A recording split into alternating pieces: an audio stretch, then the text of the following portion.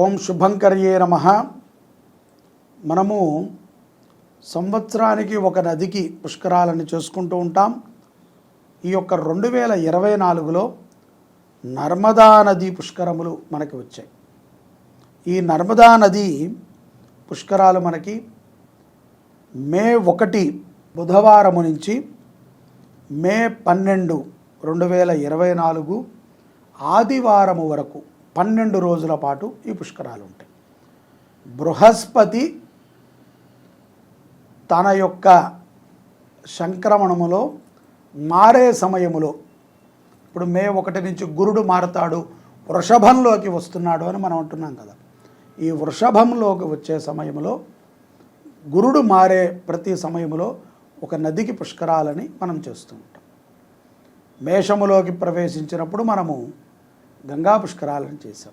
ఇప్పుడు వృషభంలోకి ఆ యొక్క బృహస్పతి అంటే గురుడు సంచారం మారింది. వృషభ రాశిలోకి సంచరించినప్పుడు నర్మదా నది పుష్కరాలు వస్తాయి. ఈ నర్మదా నది తీరములు ఎక్కడెక్కడ ఉన్నాయంటే ఓంకారము, కపిల, సంగమము, అమరేశ్వర తీర్థాలలో మనము ఈ యొక్క రేవా తీరము అంటాం. భారతదేశంలో మధ్య భాగములో ఉన్నటువంటి నదే నర్మదా నది. ఈ నదికి చాలా విశేషం ఉన్నది. దేవదాన ఋషులందరూ కూడా తమ తమ అనుష్ఠాలని ముగించుకుని ఏదో ఒక కాలములో తప్పనిసరిగా నర్మదా నదిలో స్నానం చేశారు. ఒకరు ఇద్దరు అని కాదు, సకల దేవతామూర్తులు. ఎందుకంటే నది కరెక్ట్గా మన భారతదేశం మధ్యలో ఉంటుంది. ఈ మధ్యప్రదేశములో ఉన్నటువంటి ఈ నదికి చాలా ప్రాముఖ్యత ఉన్నది. దీని జలము అన్ని నదుల తీర్థాల వలె ఉండదు, చాలా తీయగా ఉంటుంది. నర్మదా నది స్నానం ఆచరించిన వాళ్ళకి తెలుస్తుంది. ఒకటి. ఇంకొకటి, ఉద్ధృతమైనటువంటి స్వభావము నర్మదా నదికి లేదు. గంగా అయినా సరే, యమునోత్రి ఇత్యాదివి కొన్ని జలాలు కలిసి అది ఒక్కొక్క సందర్భమునందున ఉద్ధృత రూపాన్ని దారుస్తాయి. నర్మదా నది ఎప్పుడూ కూడా శాంత స్వరూపంగానే ఉంది. ఇంకొకటి, ఎందుకు ఈ నర్మదా నదిలో ఉన్నటువంటి విశేషం ఏమిట్రా అంటే, దేవదానవులందరూ కూడా వారి వారి యొక్క అనుష్ఠానాలని ముగించుకుని మధ్యాహ్న కాలములోనో, రాత్రి కాలములోనో, సాయంత్రకాలములోనో, ప్రాతకాలములోనో ఆ యొక్క నర్మదా నదీ తీరమునొద్దున నర్మదమైనటువంటి తమ యొక్క సాలగ్రామాలని కొన్ని వదిలిపెట్టారు. అందుకనే సుప్రసిద్ధమైనటువంటి కొన్ని క్షేత్రాలలో నర్మదా బాణలింగములు వస్తాయి. అవి చాలా విశేషం. నర్మదా బాణలింగాలు అంటారు. వాటంతటా అవి ఆ శాంత రూపాన్ని, ఆ పత్రాలు, నీళ్ళల్లో ఉన్నటువంటి రాళ్ళు పొందుతాయి. ఈ నదీ పుష్కరాలు ఎంతో విశేషం, అనిర్వచనమైనటువంటి విశేషం. వచనం చెయ్యలేం, ఎంతైనా చెప్పచ్చు నర్మదా నది గురించి. మనకి కావాల్సింది ఏమిట్రా అంటే, మనము ఈ జన్మలో మనము తెలుసో తెలియకో అనేక పాపాలు చేసి ఉంటాం. చెయ్యలేదండి, మేమంతా కూడా స్వచ్ఛవంతులమని ఎవరము చెప్పం. మాట పరంగానో, చేత పరంగానో, ఆలోచన పరంగానో ఏదో ఒక పరంగా పాపాన్ని చేస్తాం. బాల్య యవ్వన కౌమార వార్ధకంలో ఈ వయసు ప్రమాణంలో ప్రతి ఒక్కరూ తెలిసో తెలియకో, జ్ఞానత అజ్ఞానత ఈ దోషాలను తొలగించడానికి పుష్కరాలు చాలా ఉపయోగపడతాయి. ముఖ్యంగా పితృదేవతలకి మనం చేస్తూ ఉంటాం. యథార్థంగా పుష్కర సమయములో బాగా గుర్తుపెట్టుకోండి, పుష్కరము అంటే 12 సంవత్సరాలకు ఒకసారి ఆ నదికి పుట్టినటువంటి పండుగ, నది జన్మదినోత్సవంలాగా చేస్తాం. ఆ పుష్కర సమయములో ఆ నదిలో బృహస్పతి తన యొక్క సంచారం మొదలు పెడతాడు. తాను దిగంగానే బ్రహ్మాది దేవతలందరూ కూడా వస్తారు. దేవగురు బ్రహ్మ వస్తాడు, పరమేశ్వరుడు వస్తాడు, ఋషులు వస్తారు, విష్ణువు వస్తాడు, దేవతలు వస్తాయి. దేవదానవులందరూ కూడా ఆ నదిలో ఆ 12 రోజుల్లో ఏదో ఒక్క క్షణమైనా సరే స్నానం ఆచరించి వెళతారు. దాని ద్వారా మానవుడికి ఏమిటండి ఉపయోగం? మానవుడికి ఉన్న ఉపయోగం ఒకటే. శరీరము చాలించిన తర్వాత మనము ఫోటోలోకి మంచిగా ఎక్కితే సరిపోదు. ఆత్మ ప్రశాంతంగా బ్రహ్మలోకానికి వెళ్ళాలి. ఈ ఆత్మకి చాలా జంజాటాలు ఉంటాయి. కూతురు పెళ్లి చేయలేదనో, కొడుకు పెళ్లి చేయలేదనో, భార్యకి సరైన ఆస్తి ఇవ్వలేదనో, ఆ తల్లిదండ్రులు చూసుకోలేదనో, ఉద్యోగంలో సరిగ్గా స్థిరపడలేదనో, ఏదో ఒక ఆపేక్ష మనిషిని వెంటాడుతూ ఉంటుంది. జాఢ్యము అంటారు దాన్ని. ఈ జాఢ్యాన్ని శరీరము వదిలిన ఆత్మ వదలదు. చిన్నప్పుడు మంచి స్కూల్లో చదువుకోవాలని నువ్వు కోరుకోలే, నీ తల్లిదండ్రులు జాయిన్ చేశారు. కొంత ఊహొచ్చిన తర్వాత నువ్వు నిర్ణయం తీసుకుని ఒక మంచి కాలేజీలో జాయిన్ అయ్యావు. మరికొంత నిర్ణయం వచ్చాక నువ్వు ఎంచుకుని ఒక అమ్మాయిని పెళ్లి చేసుకున్నావు. ఇంకొంత నిర్ణయం వచ్చాక పరమేశ్వరుడు గర్భం ఇచ్చినా ఆ గర్భం మనకి వద్దనుకుని అనేక మార్లు మనము వాయిదా వేసుకుంటూ వచ్చి చివరికి మనకు కావాల్సినప్పుడు మనం పిల్లల్ని కంటున్నాం. ఆ పిల్లల కోసమని మన తల్లిదండ్రుల్ని మనం తిడుతున్నాం. నీకు పెంచడం రాదు, వాడిని అలా ఎత్తుకోకూడదు, వీడిని ఇలా ఎత్తుకోకూడదు అని.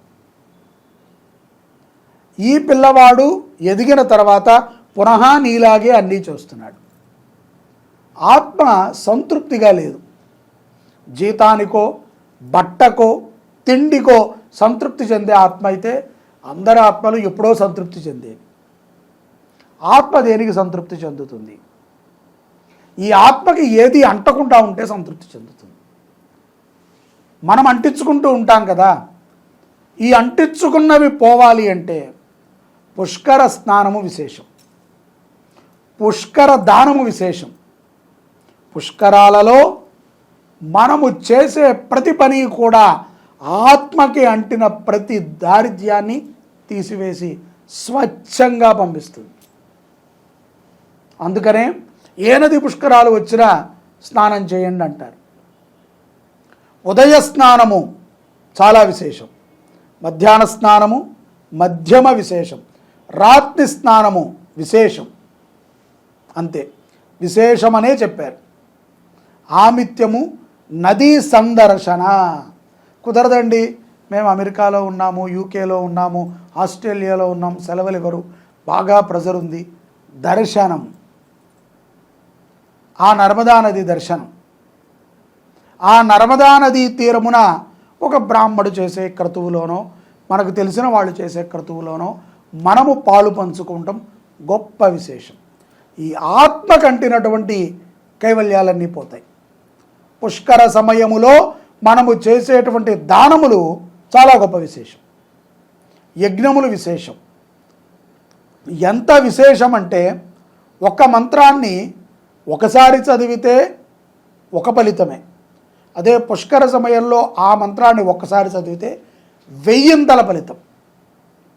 కాబట్టే శ్రీ శుభంకరి సేవా సమితి నుంచి మే 3వ తారీఖు 2024 శుక్రవారం నుంచి మే 12, 2024 ఆదివారం వరకు 10 రోజుల పాటు నక్షత్రపూర్వక నవగ్రహ శ్రీరుద్రయాగాన్ని నర్మదా నదీ తీరములో ఓంకారేశ్వరుడికి దగ్గరగా మనము ఈ యొక్క యజ్ఞాన్ని చేస్తున్నాం. దీని ద్వారా మాకేంటండి అంటే నక్షత్రపూర్వక 27 నక్షత్రాలు ఉంటాయి. ఈ యొక్క యజ్ఞము 10 రోజులు జరుగుతోంది. ప్రతిరోజు 3 నక్షత్రాల చొప్పున, అశ్విని, భరణి, కృత్తిక మొదటి రోజున, అలాగా ప్రతి రోజుకి 3 నక్షత్రాల చొప్పున. నవగ్రహాలకి ప్రతిరోజు కూడా హోమము, రుద్రహోమము, రుద్రాభిషేకము మీ గోత్రనామాలతో జరిపించబడతాయి. మీరు పాల్గొవచ్చు. అశ్విని నక్షత్ర జాతకులు పాల్గొవచ్చు, రేవతి నక్షత్రం వరకు కూడా పాల్గొవచ్చు. 27 నక్షత్రాలకి చెయ్యండి, 9 రోజులు చెయ్యండి అంటే దానికి ఒక విధమైనటువంటి రుసుమును పెట్టాం. లేదండి మా నక్షత్రము అశ్విని భరణి కృత్తికాల్లో, కృత్తికా నక్షత్రం అండి అంటే మొదటి రోజు సేవకు కట్టుకోవచ్చు. రోహిణి మృగశిర ఆరుద్రానండి అంటే రెండో రోజు కట్టుకోవచ్చు. అలాగా 9 రోజులకి ఈ యొక్క నవగ్రహ సంఖ్య మొత్తాన్ని పూర్తి చేస్తాం. అలాగే రుద్రహోమం, రుద్రాభిషేకం నర్మదా నది తీరమున, అలాగే ప్రతిరోజు మధ్యాహ్నము సాధు సంతతులకి యాత్రికులకి విశేషమైనటువంటి అన్నదాన కార్యక్రమం జరుగుతుంది. ఈ యొక్క కార్యక్రమంలో మనమందరం పాల్గొవచ్చు. మన అవకాశం బట్టి వివరాలని మీరు ఇక్కడ ఉన్నటువంటి నెంబర్కి సంప్రదించి అడగవచ్చు, వారు చెప్తారు. ఎందుకు మనం పాల్గొంటే పుణ్యం అంటే నవగ్రహ దోషాలు తొలగుతాయి. నక్షత్రాలకి మీరెవరూ కూడా సక్రమంగా జపాలు చేయించరు. నేను చెప్తా ఆ విషయాన్ని. ఎవరూ కూడా మీ నక్షత్రానికి ఎప్పుడూ కూడా పుట్టినప్పుడు ఏదైనా దోషం ఉంటే చేయించి ఉంటారు తప్ప ఈ మధ్యకాలంలో చేయించి ఉంటాం. కాబట్టి నక్షత్ర శాంతి జరుగుతుంది. నక్షత్ర శాంతి చాలా విశేషం. అందున నర్మదా నది తీరమున పితృ మంత్రాలతో శివాభిషేకం. పితృదోషాలు ఉంటాయి. మనకి చాలా ఆశ ఉంటుంది సంపాదించుకోవాలి అని, సుఖంగా ఉండాలి, లావిష్గా ఉండాలి అని. కానీ సంపాదన అయితే చేస్తాం, సుఖం ఉండదు, లావిష్ ఉండదు. లావిష్ సుఖం ఉంటుంది, సంపాదన ఉండదు. మనమంతా కూడా ఖరీదైనటువంటి విషయాల మీద దృష్టి పెడతాం. అంత్యముగా మనకి వచ్చేటువంటి మోక్షానికి కావాలి అంటే ఇలాంటి పనులని తరచుగా మనం చేస్తూ ఉండాలి. లాస్ట్ ఇయర్ గంగా పుష్కరాల్లో చేశానండి అంటే లాస్ట్ ఇయర్ నుంచి ఈ ఇయర్ దాకా తింటూనే ఉన్నాం, మహాపాతకాలను చుట్టుకుంటూనే ఉన్నాం. కాబట్టి మనం ఆచరణ చెయ్యాలి. ప్రతి సంవత్సరము కూడా మనం ఆచరణ చేసుకోవాలి. ఇది మనకి, మన పిల్లల భవిష్యత్తుకి మంచిది. ఈ నర్మదా నది పుష్కరాలు దేవదానవులందరూ కూడా అతి శ్రద్ధగా ఆ వేదిక మీద ఉన్నారు. కాబట్టి ఈ క్రతువులో మీరు తప్పనిసరిగా పాల్గొండి, సత్ఫలితాలని పొందండి. జై శుభంకరి. ఓం నమః శివాయ.